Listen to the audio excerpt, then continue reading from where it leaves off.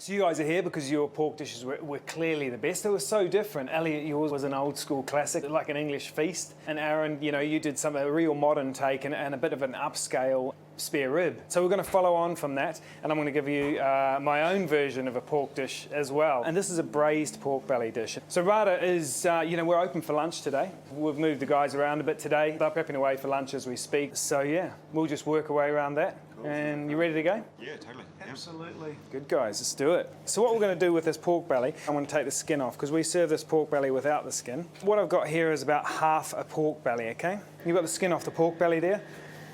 Now what we're going to do with this pork belly is we're going to salt and sort of cure it. So we've got a little salt and sugar mix here, and we're going to gently salt that over, sort of semi-brine it. And we're going to do that just over the inside, like that, and then I'm going to tip it over, okay? So it's sitting on the salt like that. What we don't want to do this side too much, because this side is the side that I'm going to roast in the pan. And if it gets a lot of sugar over it and a lot of salt over it, when I roast it, the sugar will caramelize and burn a lot quicker than anything else on there. So you put that in the fridge and leave it like that for about an hour. So here's the other end of the pork belly that we've already cured. So what we want to do is we want to roll it like that and tie it like that.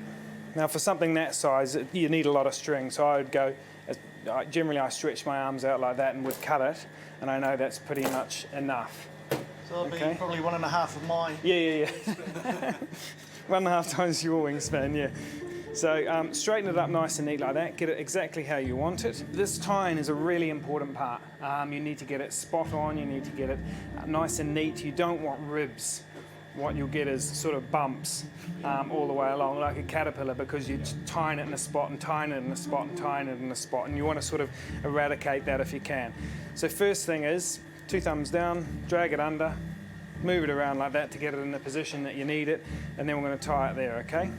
So I'm going to go 1, 2, 3, and tie it, and then twist it that way.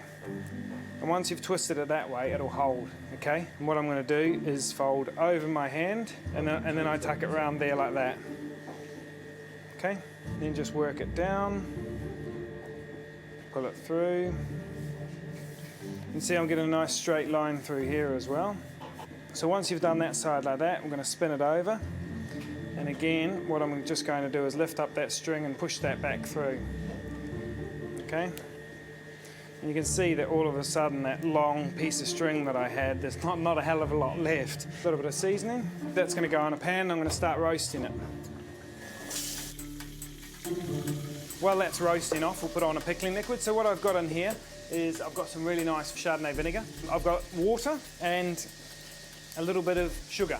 And I'm going to bring that to the boil on the stove, okay? And that's for pickling my cabbage. So with a cabbage, we want to julienne this cabbage quite fine. Straight in there, and what we're going to do is salt it. Just a nice, you know, it's like you're seasoning anything, just a nice seasoning. And we'll salt it for an hour, and then we're going to wash it off, okay? So I'll just leave that there salting. We're also going to put a little bit of chilli through this cabbage.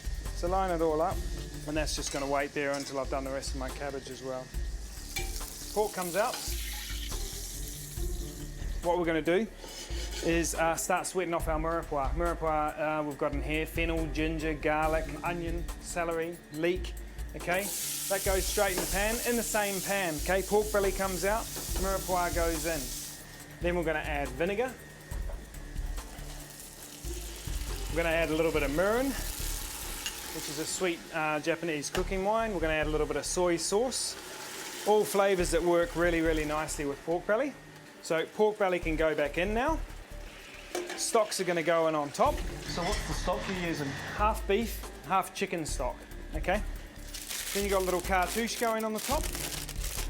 Bring it up to the boil, and during the cooking process, it's going to take about 2.5 hours. Skim it all the time. And what you will end up with is a beautiful, clean, clear sauce. Now, what I've done with my cabbage is, you can see that it's slightly wilted. That's from the salt. And what I've done is I've just washed all that salt off. So I'll put my chilli in, and then I'm just going to pour my hot pickling liquid over the top. And that's it. So we'll just leave that to pickle. Okay, so what we've got here is some tofu. You're going to convert me to liking tofu, Josh? You know, it's quite an unusual ingredient, I suppose, because, you know, people tend not to use it a hell of a lot unless you're a vegetarian. But what we're going to do here is we're going to use it to make a sort of a real beautiful cream. So what I've done is I've hung the tofu and pressed it overnight and bleeded it, sort of pushed all that juice out of it and got rid of that. Then what I've made is I've made a reduction of shallots, a little bit of vinegar, a little bit of salt and some sugar. And what I've done with that is let that infuse, then passed it off and pureed it together. So I'll put my reduction in there and it becomes sort of nice and light. And then I'm going to start with olive oil and whisk olive oil in there as well, good olive oil. And as you can see, it binds really well. Now what I've done is I've whisked in this vinegar and I've whisked in this olive oil, and let's see if we can really convince you now. Yeah, it's better because you can't taste the tofu. You'd never pick it. No, you wouldn't, would you? No, well, good. All right, I've just pulled the pork out that's been slowly cooking. That's cooked for about 2.5 hours. Now what we need to do is you cool it down. So once you've cooked it for 2.5 hours, cool it down to a nice temperature, which is, blood temperature is good. A good indication of taking it down to blood temperature in the liquid. Leave it in the liquid. Don't pull it out because you'll lose all the moisture. Then you cut all the strings off and remove all the string, which I've done. And then we're going to cling film it. So I'm going to roll it and roll it and roll it and roll it. The reason we're rolling it, the tighter I roll it, the smoother it will get on the outside. So I'm getting it really, really, really nice and smooth. Now, if I put it in the fridge like that, because it's hot, and take it out of the fridge, I'll end up with round and then a little flat side there, which is not what I want. So if you are getting that, a good way is actually to tie it and hang it. And that way you'll always maintain that shape. So I've got some really nice little radishes here, and I'm actually going to just sweat those off. Okay, so we've got a little bit of butter going in. Radishes in, a little bit of sugar, salt, and lots of really fresh thyme. Just going to let them sort of sweat away in the butter. We want to keep their colour, we want to keep them nice and crunchy. So here's our pork belly, and you can see that we've got this really nice roll here. What I'm going to do is take the piece off the end. We're doing an a la carte portion, so we're doing about that sort of size. Gently pop that cling film off the outside there, okay? And you can see you got a really beautiful, neat roll. A little bit of seasoning.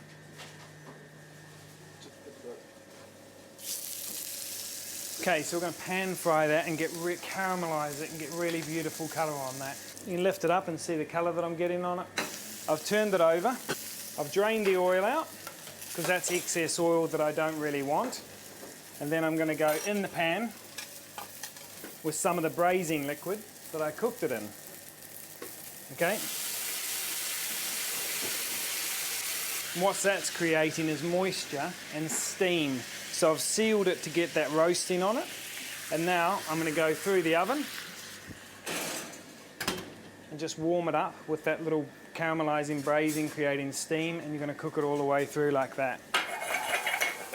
I'm warming back up my cabbage as well, guys. I've put a little bit of butter back through that cabbage. A little bit of the pickling liquid is used to warm it up. You can see that it's nice and soft. The way you can work it around the pan, it's got a nice little bit of spice in there. Last thing I'm going to go through my cabbage is lots of chives. And when I say lots of chives, I mean lots of chives. A good teaspoon or something in there. So plating wise, squeezy bottles. Get it all shaken down, give it a little squeeze, pushes the air out, tip it upside down, and then it's suction, it sucks back in. That holds everything in there. Otherwise, when you tip it upside down, it'll just blast out everywhere and you make a hell of a mess. It happens to everyone when you start using these. I'm going to do 5 dots. So the old classic 5 dots, you do 2 off centre first, 1 in the middle of those, and then 1 there, and 1 there, and generally you get 5 reasonably even dots.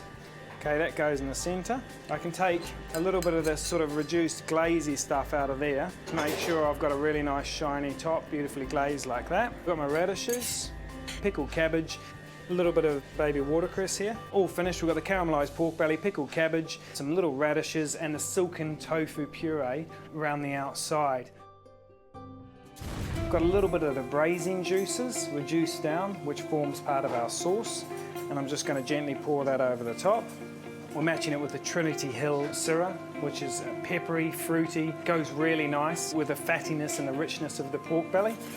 And there she goes, all ready to go. I assume you want to taste. Yep. We've got potential.